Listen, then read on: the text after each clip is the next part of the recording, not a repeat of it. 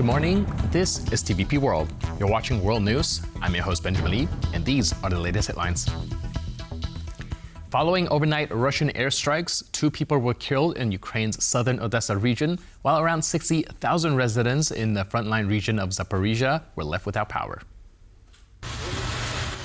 The State Emergency Service released video of the strike in Odesa, showing a truck stop hit early Sunday, killing at least 2 people. The attack on Zaporizhzhia wounded 2 others, reduced several buildings to rubble, and knocked out local power supplies. Regional authorities say electricity will be restored as soon as the security situation allows.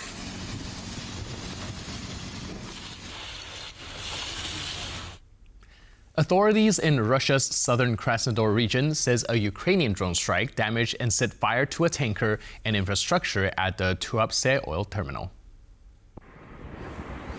It's the latest in a string of strikes on Russian refineries, depots, and pipelines aimed at disrupting fuel supplies, hindering military logistics, and driving up wartime costs.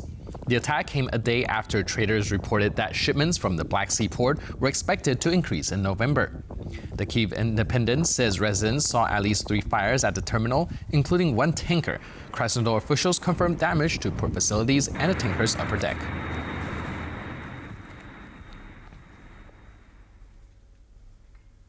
As Ukraine deploys special forces by air into the contested city of Pokrovsk, TVP World spoke with Piotr Kaszuwara from the UA Future Foundation about the reasons behind the operation and the situation unfolding on the ground.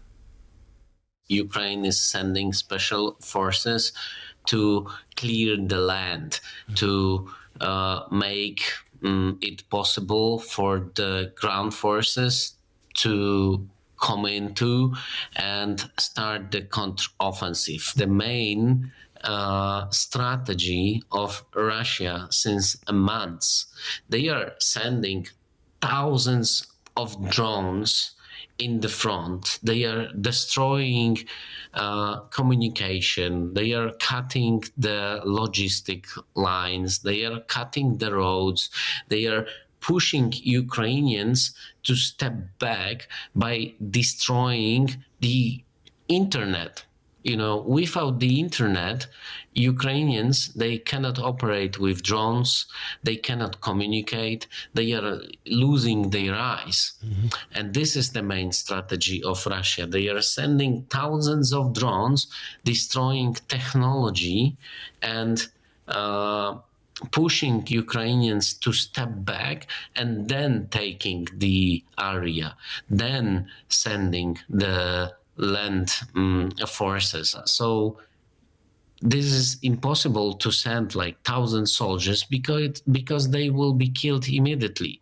You can send only 3 soldiers.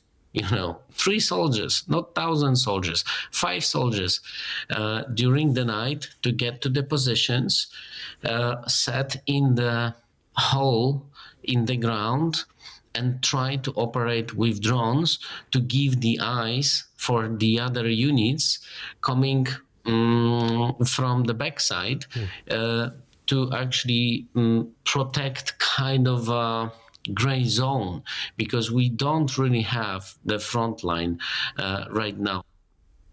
Hungary will not be exempt from U.S. sanctions targeting Russia's 2 largest oil companies, according to an announcement by President Donald Trump. Despite the statement, Prime Minister Viktor Orban says he hopes to persuade Trump to reconsider during his trip to Washington next week.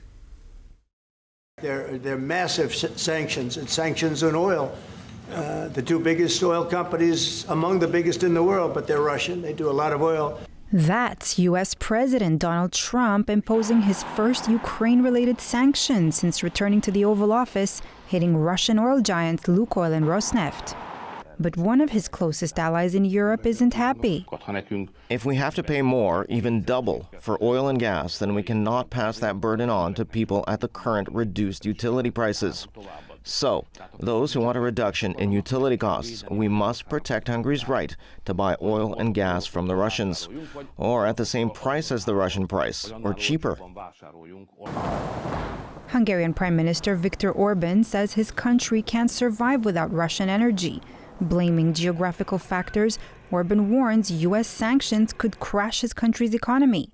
Hungary imports more than 4/5 of its crude from Russia and Orban's betting on Trump granting him a waiver when they meet at the White House on November 7, even though Trump already said no. I have to explain to the Americans that they can't imagine what it's like if a country is landlocked. When the American president looks at the map of his country, he sees that waters wash its shores from the left to the right. On the other hand, Hungary is a landlocked country. We have no sea access. Direct sea transport is not possible. But former Hungarian Foreign Minister Péter Balázs tells TVP World that Orban's no alternatives story doesn't add up. Orban has tried several times to ask a waiver from the United States.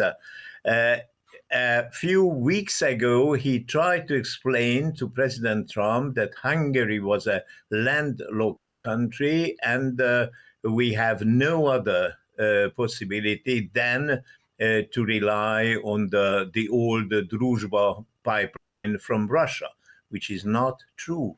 Donald Trump believed that argument. However, experts pointed to the fact that Hungary connection to the Adriatic Sea across Croatia, which could replace without any problem the Russian sources. While most EU member states reduced imports of Russian fossil fuels following Moscow's full-scale invasion of Ukraine in 2022, Hungary kept the oil flowing, standing out as Putin's best friend in the EU. Meanwhile, Trump already scrapped his planned meeting with Putin in Budapest after Moscow opposed an immediate ceasefire. I'm going to have to know that we're going to make a deal. I'm not going to be wasting my time. I've always had a great relationship with Vladimir Putin, but this has been very disappointing. And now, Orban heads to Washington with a full entourage, hoping to charm his way out of Trump's sanctions. And only one question remains. Can Hungary's defiance on Russian oil survive U.S. pressure? For TVP World, I'm Diana Skaya. Germany's defense minister Boris Pistorius says he is confident that the ruling coalition can agree on a new model of military service in time to take effect next year. Pistorius wants to increase the number of active soldiers from the current 180,000 to 260,000 by the early 2030s to meet new NATO force targets and strengthen Germany's defenses. The cabinet has already agreed to proposals for a new voluntary military service to help boost the number of recruits and reservists. But the plan still requires approval from the German parliament. It has already met with resistance from lawmakers within Pistorius' own party, the Social Democrats, as well as some of Chancellor Friedrich Merz's Conservatives. 10 people are in hospital with life-threatening injuries after a stabbing attack on a train in eastern England on Saturday evening. Police say counter-terrorism officers are assessing as they work to determine a motive. Officers were called around 7:30 p.m. after reports of multiple stabbings on a London-bound train. The train stopped at Huntingdon, where armed police board the carriages, as seen in videos posted online. An eyewitness told Sky News that one suspect, armed with a large knife, was tasered by the police. 2 people were arrested. Prime Minister Keir Starmer wrote on X that the incident was, quote, deeply concerning. An additional person is now being treated for less serious injuries.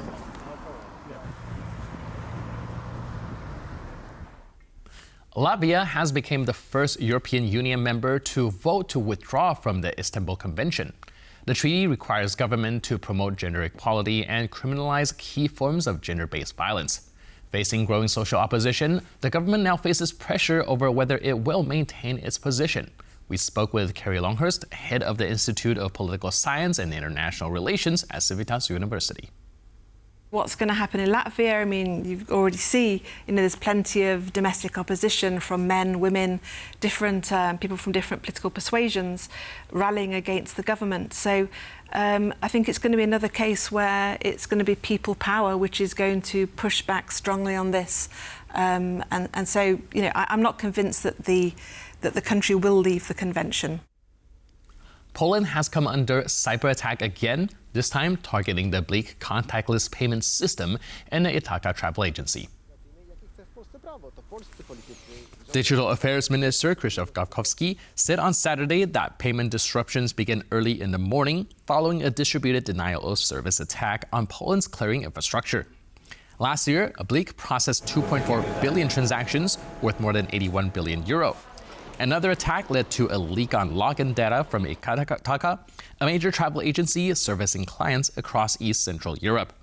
Cybersecurity firm Checkpoint Software Technologies says Poland now faces a 23% rise in cyber incidents and averages 1,800 attacks per week, among the highest rate in Europe. Reports suggest the United States may be preparing military strikes in Venezuela. Sources say the Trump administration is considering attacks on President Nicolas Maduro's regime over alleged drug trafficking ties, while Maduro has asked Russian President Vladimir Putin for military support amid a U.S. buildup in the Caribbean. According to the Miami Herald, U.S. forces are poised to strike military installations in Venezuela in what could mark a major escalation against President Nicolas Maduro's government. The USS Gravely, a missile-guided destroyer, has already departed from Trinidad. Sources familiar with the operations say potential targets include sites tied to the so-called Soles cartel, a network allegedly run by top Venezuelan military officials, accused of smuggling hundreds of tons of cocaine into the United States each year. While it remains unclear whether Maduro himself is a target, Washington has doubled its reward for information leading to his arrest to $50 million. The largest such bounty ever offered. The White House, however, is downplaying the reports, insisting no final decision has been made. Asked about the plans on the sidelines of the ASEAN Defense Summit, U.S. Defense Secretary Pete Hegseth said he would, quote, not share any amount of operational details of what may or may not happen. President Trump told the reporters aboard Air Force One that any official announcement would come directly from him. U.S. strikes on alleged drug trafficking boats in the Caribbean and Pacific have killed dozens of people since early September. Buckingham Palace has stripped Prince Andrew, the Duke of York, of his royal titles following weeks of pressure to act over his ties to convicted sex offender Jeffrey Epstein. It has also emerged that some of Andrew's parties were funded with taxpayers' money. After losing the Prince and Duke of York, there are no more significant titles to strip from Andrew Mountbatten Windsor. The former prince was also deprived of his Royal Lodge residence, which he is due to vacate.